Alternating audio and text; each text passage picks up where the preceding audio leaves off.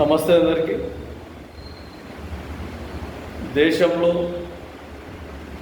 ఒక బలమైన నాయకత్వాన్ని ఏర్పాటు చేయడంలో Uttar Pradesh BSP party, Bahujan Samaj party ఎన్నో విధాలుగా కాన్సీరామ్ గారు 1983 నుంచి శాయశక్తుల ఆ పార్టీని బలోపేతం చేయడానికి ఆయన ఎన్నో విధాల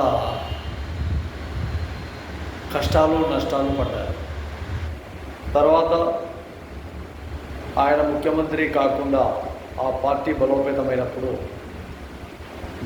మాయావతి గారిని ముఖ్యమంత్రి చేశారు. తద్వారా ఎన్నో విధాలుగా ఆమె ఆ పదవికి వన్నె తెచ్చారు. దేశంలో ఒక మూడవ పార్టీగా, దేశంలో అతిపెద్ద పార్టీగా మాయావతి గారి విధానాలు అమలు చేసుకోవడం, ఆమె చాలాసార్లు ముఖ్యమంత్రిగా ఏర్పాటు కావడం, ఎక్కడైనా కానీ పేదలకు చాలా వరకు అండదండగా ఉండడం, 403 నియోజకవర్గాలున్న ఒక ఉత్తరప్రదేశ్ ఒక బలమైన స్థానాన్ని బీఎస్పీ పార్టీ కైవసం చేసుకోవడం.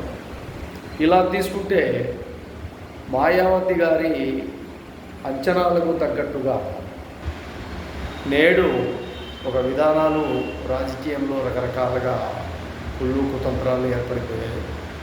కాబట్టి ఈరోజు ఆ మహానీయురాలి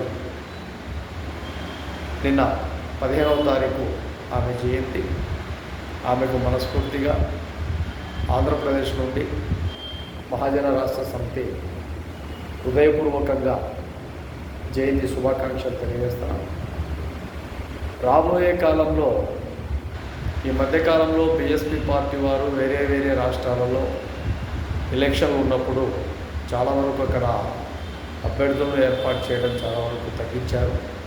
కాబట్టి ఇక నుండి బీఎస్పీ పార్టీ కొనసాగించే విధంగా దేశమంతా ముందుకు నడవాలని గౌరవనీయులు బెహన్ మాయావతి గారికి ఈ విషయాన్ని తెలియజేస్తూ ఆంధ్రప్రదేశ్లో ఉన్న క్యాడర్ కూడా శుభాకాంక్షలు తెలియజేస్తాను.